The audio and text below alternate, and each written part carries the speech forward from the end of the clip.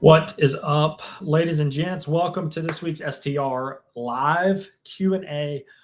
Man, I've got a lot has happened since last week. I appreciate everybody joining. Let's just get right into it. I'm freaking fired up. But today we are talking about the biggest mistakes that I made. So I was on a call with another host this week, and they asked me a question which I haven't got too often, and I didn't really have a lined up answer like I normally do. But I put some thought into it, and I wanted to at least like share a couple things that I've learned from being a host for, it's been 5 years, almost 6. We do, I don't know, $2.5 million a year in bookings. We've hosted probably tens of thousands of guests at this point, made a ton of mistakes, and I want to share a couple big ones that I would not do again in this live training. So number one, let me just make sure I'm sharing. So we've got 1, 2, 3, 4, 5, 6 tips, 6 mistakes that I learned that I screwed up and made a mistake, and then the solution so you do not have to. Once again, my mission is to be the kind of the guiding light to Caleb 2-3 years ago whenever I was just really getting ramped up. And then at the end, I've actually got 2 properties that are great investments that I'm going to share, give away for you guys for free. So let's get rocking and rolling. Drop your questions below if you have any. And yeah. So number one, I think I put this first because it is very, very top of mind every single day. Literally everything that I work on, it almost always runs through Notion. So Notion is a free tool. I think we pay like $5 a month. It is a free tool where you just literally document what's in your head. I've said it at least 3 times this week, like get your process out of your head because it goes there to die.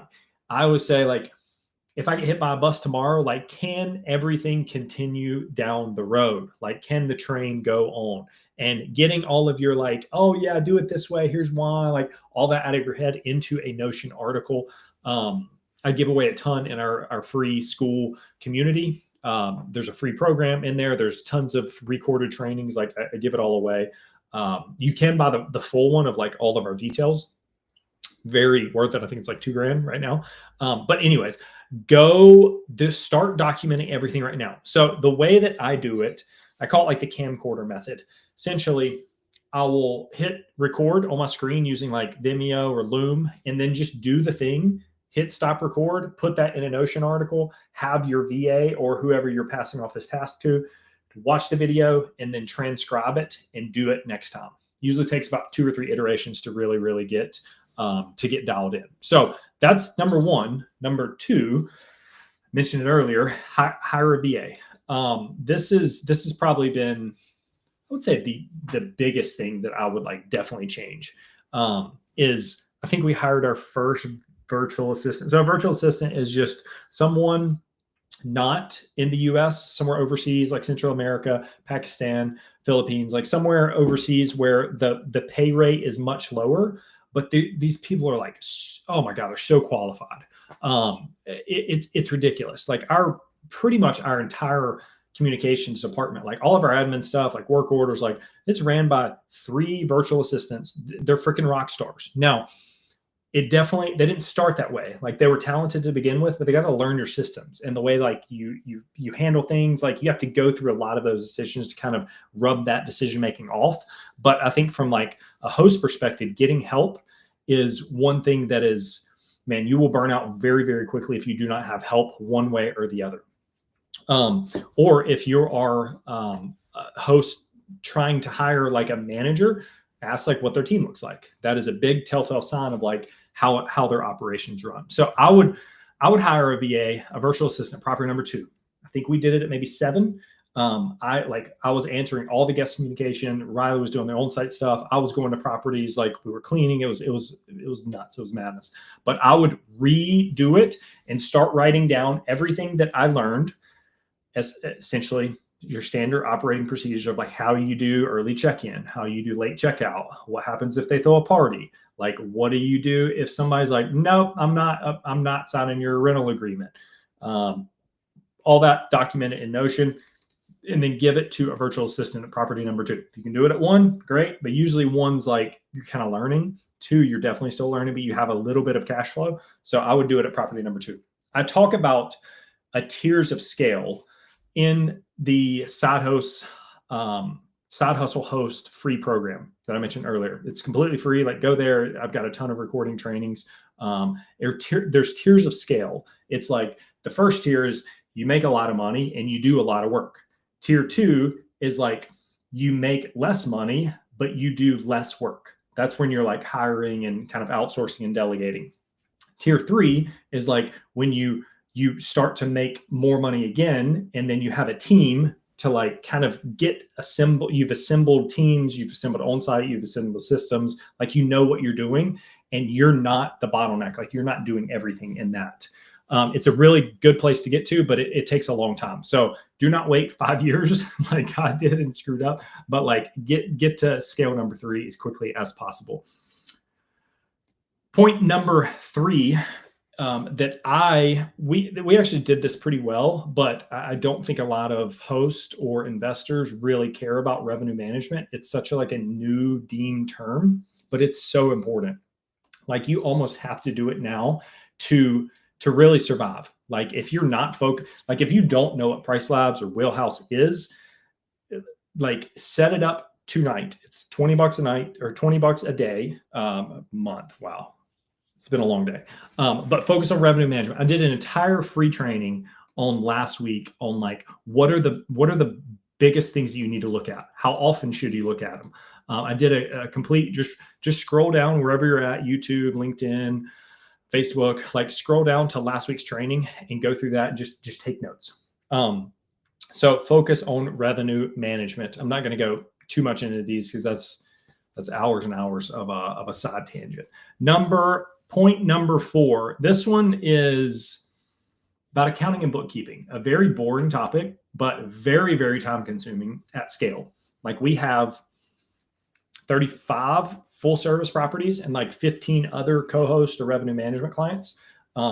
We do bookkeeping for those 35, where essentially there's two forms of money flow. So how does the money flow from the guest to you to the investor / property owner? It can either go through the property manager to the owner, or from the like Airbnb to the property owner to the property manager or co-host, whichever one. Those are pretty interchangeable. But there's a big money flow difference in like what you need to do in these different scenarios.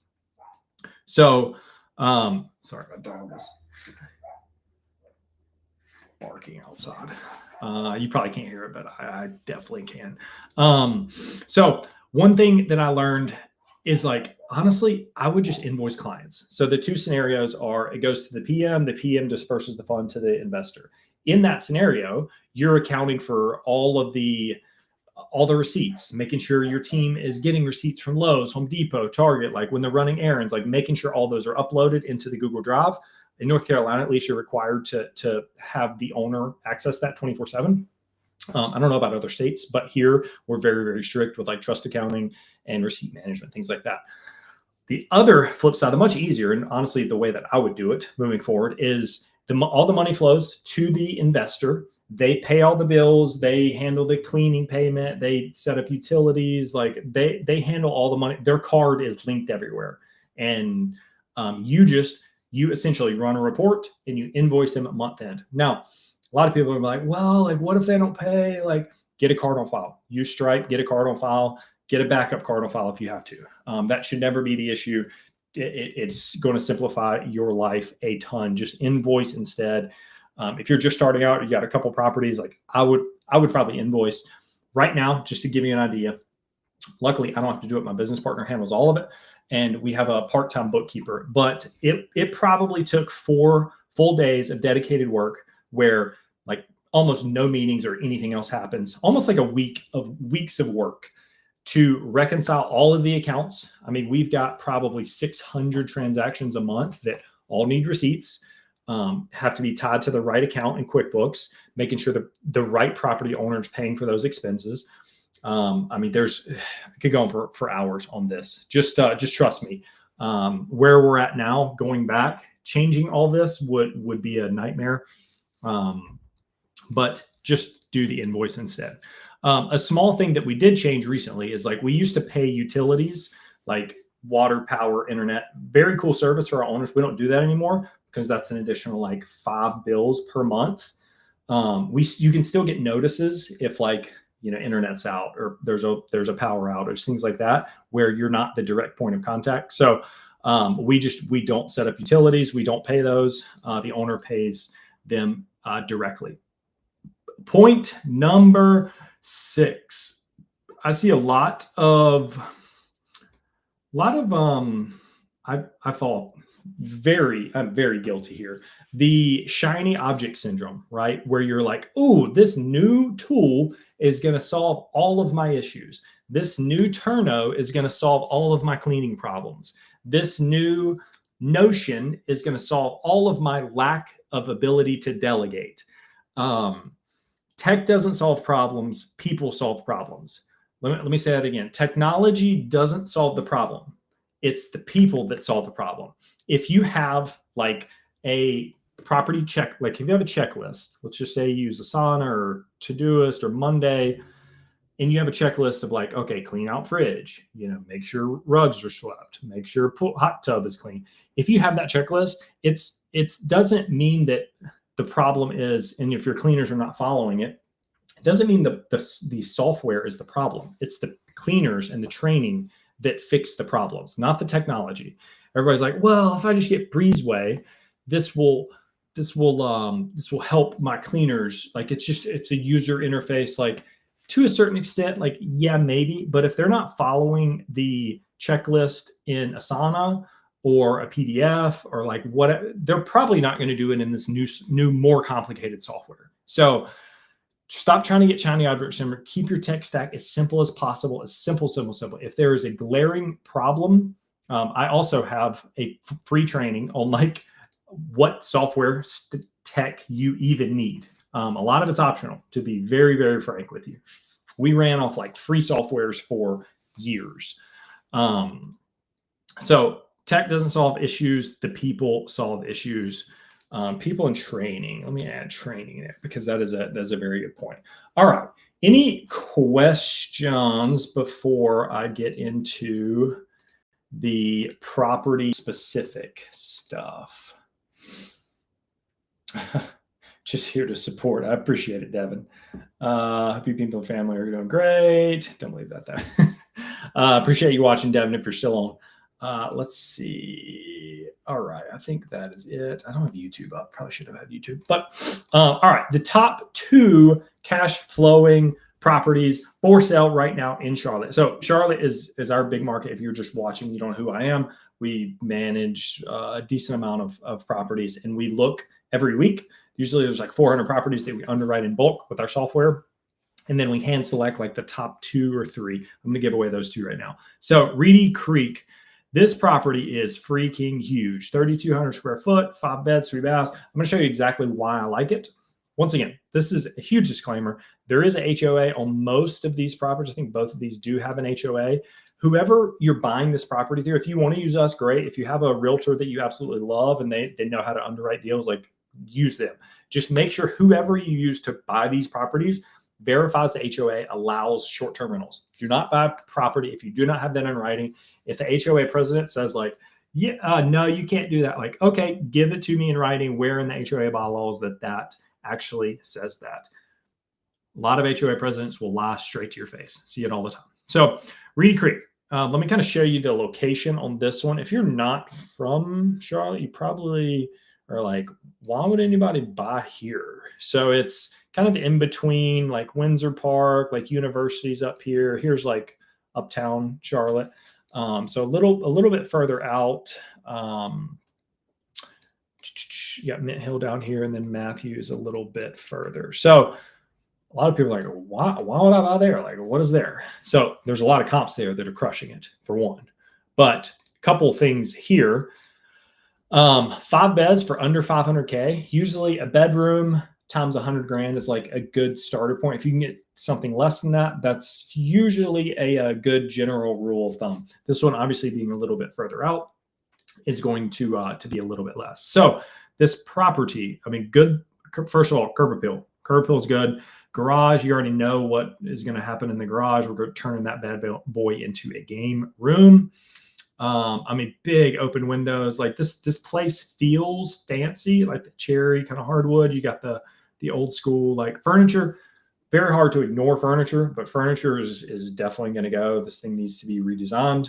We have a budget for all of that, but you're looking at like the bones, the openness. I mean, you've got this big staircase up here, like huge windows here, tall ceilings. Like this place is going to feel huge. Got an open concept here. I'm going to kind of fly through some of these, kind of show you one of my favorite parts. Looks like this is a potential another like common area, probably upstairs. Not going to go through all the bedrooms. Like some of this definitely feels a little old. You can kind of touch that up. This is a cool little bookshelf right here. But this right here, this is the moneymaker right here. I mean, look at this backyard. Feels pretty secluded. I don't know what the other side, it looks pretty secluded there as well. But like here, I'm thinking cowboy pool. Ah, crap. Cowboy pool. If you don't know what that is, I think I was looking at these earlier this morning. Let me show you kind of what a cowboy pool. Yeah, like this. You can get these for a couple grand, build a deck around it, like save a ton of money if you're just doing that in this awesome backyard. That's where your profit is coming in. So like here, it'd be like hot tub, string lights, things like that. But here, like add on over here, cowboy pool, like cornhole games, things like that. That is going to up your ADR, up your occupancy. If you build it, people will come. There's almost no properties with pool, hot tub, game room in Charlotte. You can pretty much put that anywhere and do freaking well, especially with this is a 5-bed, 3-bath. Like this one is solid. So I think this one is a about a 12% cash on cash. Let me see what 12%. Reedy Creek 12%. So about $1,800 a month without property management. This is self-managers right here. 23% ROI as a total ROI, including debt, loan pay down, and appreciation. If you want more info on that, like shoot me a message. Like happy to go over those. But about $1,800 a month cash flow. So cash flow, free cash flow. All right. So property number 2, this one is actually a 16% cash on cash return with a 26% total ROI. Once again, total ROI takes into account loan pay down and appreciation. I think it's conservative, like 3%. So this one is about a $2,800 a month cash flow. Yes, $2,800. There's a ton of deals out there. Everybody's, whining about there's no deals. Like there are deals everywhere. It's kind of crazy. You can negotiate a lot of these. So this one right here, a little bit more expensive. You're in a more popular part of town at $550, only 4 beds, which is probably the minimum I would buy right now. This is what we're advising our clients. A little bit smaller, about 2,100 square foot. Once again, HOA, whoever you're using to buy the property, you can use our team. Like we're rock stars. I think we have the best STR realtor locally that I've talked to plenty of them, interviewed a lot more, and I think we definitely have the best. So this one, let me kind of show you where we're at here. This is right next to Valentine. So great freaking location. I think 540 is a pretty good steal here. Weddington's close to South Carolina, Park Road, Pineville, Carmel, like a freaking awesome part of town. But I'll kind of show you why I personally like it. So once again, curb appeal. Like this thing looks good. This thing is sexy from the outside. That's usually the first thing that people look at. Once again, garage. You already know what's going in the garage. The garage in the south is useless because it snows like once every 3 years. Like, you don't need a garage. Like, turn it into an ROI machine. You're going to add probably 10, 20 grand a year just in converting the garage into a game room. Trust me, I just did it, and I have a year of rental history to prove it. All right, so not as open as the other one, but still very sexy looking property. We've got an office down here. Once again, try to ignore the furniture. This one is actually staged a whole lot better than the other one, but just try to kind of piece out the furniture in your mind. I don't love this, how the kitchen's kind of like not open with the common areas of the kitchen or the living room, but I like that right there. I'm a sucker for some wallpaper in some weird places. Bedrooms were nice. You know, plenty of walk-in closets. This doesn't look like much, but this is probably, you know, $500-600 project with paint, materials, like labor. Like, this makes a property look a whole lot better and makes it stand out. This property has a lot of those like finishing touches that you would have to hire a designer for. Let me actually make this a little bit bigger just to show you. Like, this is a freaking cool wall. I got a quote to do this. It was like $700. So let me go back. Already painted. I have to see what it looks like in person. Like, already got wallpaper on the walls. Like, done very well. But here, this is the moneymaker right here. You have once again another secluded backyard. You've already got some string lights, which I think is the best ROI amenity that you can have. You've got a concrete slab. Actually, no, there is a concrete slab here. So probably like hot tub on the concrete slab. And then just pimp this back space out. I wanted some more photos of this thing. I don't know what's going on here, but like, it'd be a cool little, you know, fridge, maybe man cave. Like, you can convert this into something unique.